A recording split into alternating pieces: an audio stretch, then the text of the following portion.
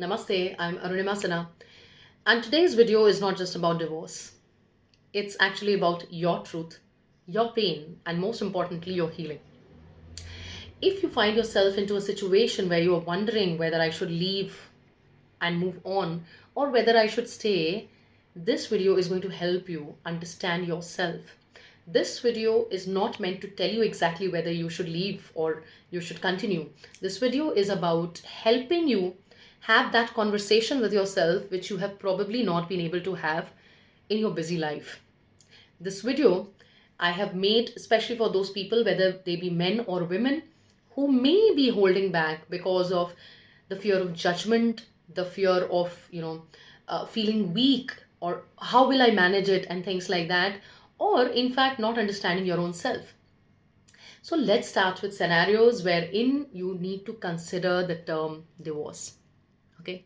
So the first one I feel is, you know, the relationship where you start feeling physically or emotionally weak or unsafe. Now this situation may be that of abuse especially, and for some people it will feel like, oh god, if there is abuse, why do we need to even talk about it? That's a sure thing, everyone knows about it. No, not everyone knows about it.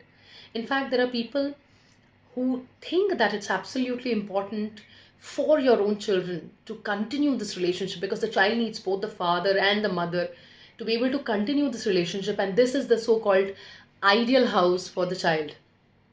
Please understand, abuse or the feeling of insecurity and lack of safety can never be an ideal house for any child. So, if you're facing abuse, especially physical, emotional, spiritual, financial, all these kind of abuses, which are very clearly visible to your child, which you may think is not visible but is definitely visible, your children are going to suffer definitely. Your children are going to pay for it through their own personality development or the lack of personality development. And consequently, in future, they are liable to be expecting this kind of a relationship from their marriage as well. So let's say in a family where there is abuse, the son can grow up to be an abuser or one who faces abuse, and the daughter will expect, oh, this is the kind of relationship and it's ideal, it's like completely normal to tolerate a man who can abuse me because this is how marriages go. So you're not giving them a sense of security, and you're taking away from them the opportunity of being in a healthy relationship in future. It's a very, very big emotional wound that you're putting your child into. So even if you cannot see yourself suffering, because most of the women especially, we tend to think that, I'm going to stay here because it's important for my child, and as a woman I'll not be safe out with my kids. There are many women doing that, by the way. Okay, so please consider that you are ruining your children's future as well when there is a lack of safety and security in the family that you are living in. Another scenario is, when the this kind of a relationship is blocking growth. Now, what kind of growth are we talking about? When we think of love, and unfortunately, this is something that we are told before marriage, that you may have watched the movies or you may have had your own set of expectations, but this is not how the world goes, right? We tend to think, "ठीक when you get married, you got to be blocked, you have to live in a cage." Okay, please forget about those things. And let me also remind you that as an individual, you are not just someone who's following the society, you're also someone who is bringing about a new chapter in the society. You may be the reason why your children may develop some positive attitudes towards marriage. Your children may develop some healthy, mental attitudes, and many more things. You may be a trendsetter of a good relationship. So when a relationship has started blocking your growth, and the growth can be many types. Okay, sometimes the emotional blockages bring about physical blockages as well, and there are many people who do not even understand. For example, let me tell you about a few of them. The first example I'm going to give you is hypothyroidism. Yes, thyroid. Many women are suffering from it, and now I've heard about men also suffering from it. It's caused when you feel that you are not able to voice your opinion. Okay, when you're not able to voice your opinion, your voice is not important, you are not important in the family, you start developing that kind of emotion and you start getting hypothyroidism. Please find more about it. In fact, all the diseases erupt from an emotional cause. So please understand, any kind of blockage in your emotional body, in your spiritual self, is going to lead on to bigger problems. You must honor your soul. If it's also stopping your financial growth, or if it's stopping your career growth, if people back at home are not supporting you, are not supporting your growth, and they're just expecting you to be a servant or a maid or a slave, it's time to let go. Have that conversation with yourself. It's very, very important. I would say that, the next most important point is, when communication turns into control, or I would say a complete shutdown. Sometimes, uh, when the new marriage happens, we are so excited about it. And most of the marriages begin on a good note. Most, I wouldn't say all, because there are some marriages that also begin on a sour note. But even those marriages that begin on a good note, sometimes, communication becomes a big problem. The husband and the wife are not able to communicate with each other well. They are fulfilling expectations of the family members. Especially the husband is caught into this web of trying to make the mother or the parents or the his family members feel that, oh, I've not changed because of my wife. And that's such a wrong expectations for the family members to have. Now he's married and he has added responsibility. And what added responsibility? He got married and he has got the most important family member, most important person of his life, his wife. And then the family members expect he's not going to change. Why will he not change? So in these situations, you need to communicate and understand what would you do or expect when you were in your life partner's shoes. That is the best way to answer that question. And I would definitely, ask you to go on and understand if the communication is happening or not. If at least you people are trying your bit or not. And if you are trying, is the other person responding to it or not? Or is he or she giving enough weightage to this point or not? So if communication turns into control, you cannot communicate, you're just being given orders. I don't think it's a very difficult, you know, thing to understand. But of course, how will you go about it is something that you must understand in your life, right? Um, Another way of understanding, this problematic situation is to understand that, when forgiveness is replaced with, I would say, resentment, like, something bad happened, maybe you miscommunicated or you had a fight or something. Is that forgiveness happening on a daily basis? We all, no one is perfect, we all are flawed. So are you ready to forgive the other person for whatever that person has done? Is that person ready to forgive you every now and then? Do you get on and do you move on and do you smile with each other and do you still share conversations?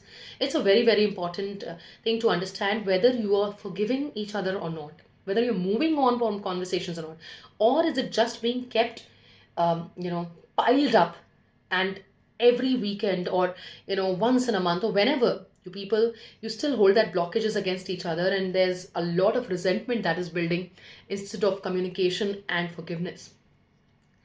Then, so I'm sure you would be able to understand and converse with yourself whether that is the right situation or not, or it is the time finally to make a decision.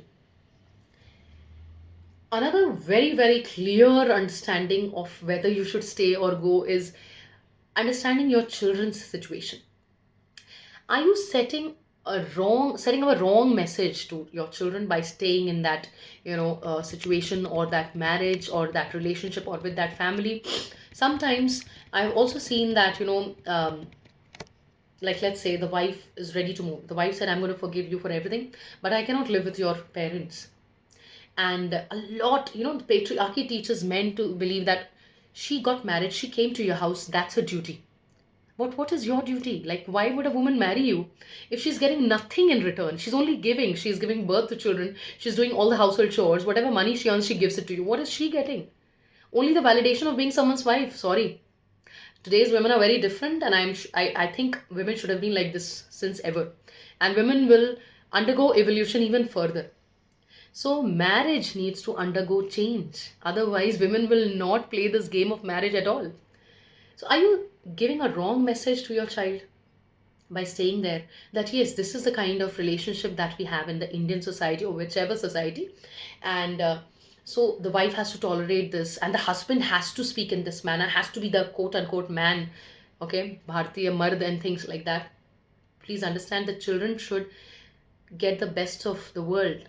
And best of the world, I do not mean in terms of things. The children should get the right message of what is relationship, what is respect. The next thing that you can understand is you can look at the picture in a very honest manner from your side and from your partner's side. How many attempts have you made at reconciling problems? How many attempts your partner has made? And things again, this goes back to some form of communication. But if all your attempts are failing and you're being misunderstood every time, I think this D word needs to be considered and thought over. Yet another problem is, I've heard many women, say that to me because I've been, healing and mentoring women. I've lost my identity. Very important point. Are you feeling you've lost yourself, or you've lost your essence, or you've lost your identity? Please understand, you are the most important person. It is the right time to think over it, reconsider every decision, reconsider every situation, and then make a decision. At any point of time, you should not lose your identity, which almost all Indian women are doing into marriage. They forget who they are. Okay. uh, Toppers, leaders, and who have earned a lot, and they're being told by the men that, oh yeah, I'm going to change the life for you. Okay, you just have to give birth to kids and take care of the household, my parents, cleaning, everything, and I'm going to take care of the financial, front. And then what happens in the financial front? Don't spend so much, don't do this, don't do that, listen to my parents, listen to all BS. Are you losing your identity? And that may be in the case of men also in some form, which is not very prevalent, but which may be there. I do not say that it's impossible. So it may be possible. If you are suffering that, make a decision now. Another thing to understand is to understand why. Like, ask yourself this big question: why am I into this marriage? If the first answer that comes to you is, oh my God, what will people think if I ask for divorce? What will people think? If this is the answer to your question as to why are you in this marriage, it's time to let go of this marriage. Ideally, the answer that should come to you, why am I into this marriage, is I love this person. And we are able to have good communication. We understand each other. We love each other. Sometimes there's miscommunication. Sometimes there's lack of understanding, but we are mostly trying. This should be the answer. But if this is not the answer, and the answer is, what will the society think? What will my parents think? I think that's the time to, wonder about this topic. Another very important aspect of it is, of divorce, is something that no one is talking about: the spiritual aspect. Your soul contract with your partner is over. As a past life regression therapist, I have given this therapy to over 150 people, and I'd say that 50%, or in fact more, of these cases were about marriage issues. Yes, about marriage issues. More of relationship issues always come up for regression and for past lives and for healing and things like that. So sometimes it so happens that you owe balancing the karma with a certain soul. Now, when the soul comes back to you, you have a level of attraction, you feel like getting married to them in an arranged marriage or whichever way. You get married, and now when your contract is over, your karma has been balanced, then there's nothing left for you to be together. Okay, there'll be only problems and more problems and more problems. So you got to understand this aspect, the spiritual aspect of a relationship as well. Okay, so we are divine beings that are having a human experience. We are not humans. We are divine beings having a human experience. You've got to understand that the soul with whom you're connecting in terms of the social marriage, sometimes the very foundation of the marriage, that the spiritual contract is over. Now the soul contract is over. You cannot take this any further. It's only going to create problems. So that's the time to call it off. When the relationship transforms into a transaction and not a connection, transaction is where you're only doing give and take. I think we build relationships, especially the conscious ones, for our own happiness, understanding, companionship. When these things are completely missing, when you are not growing up together, then definitely that's the time to call it off. Um, when, another situation can be when you stay together and you feel that you're kind of killing yourself deep inside, or you're just stopping your voice. You're not speaking your truth. Your inner truth is something else. Then that's a time to, you know, call of the marriage. And definitely, this can also transform into a situation wherein you don't love your partner, or your partner doesn't love you, or one of you has been disloyal. You may have been that person, or your partner may have been disloyal. That's a big reason for, I don't understand why should disloyalty be, taken for granted, and you move on with that. And especially when the person says sorry and enters into another connection and feels that, okay, that's fine for me because I'm not enjoying this relationship. So marriage is something which should be a conscious choice. You should be living into it, you should be growing into it. If it's not happening, anyway, um, you should always, another thing that you need to realize is, are you being kind to yourself? Okay. When it seems like, continuing this relationship seems like you're being cruel with yourself, when getting rid of this connection seems like that is the ultimate kindness I can do to myself for n number of reasons, I don't think you need to ask this question at all. So, what I mean to say is that you need to understand all sorts of perspective, your partner, the parents of the partner, or the family of the partner, your families, most importantly, your children as well. Because your children are a product of this marriage, and in name of बच्चों के लिए भला होगा and the kids need both the parents, do not ruin their and your future. And I would like to end with this, entire idea is, don't look at divorce as death of love, or don't look at divorce as a failure of relationships. Please grant it to yourself. It's not an escape. It's actually the biggest form of self love at times that you can give it to yourself. And definitely, I think I have already, I'm not talking about every situation wherein the moment you think of divorce and you just move on. I have already numbered it. So please understand that there may be other people who take care of others, and even your children. You are there for them.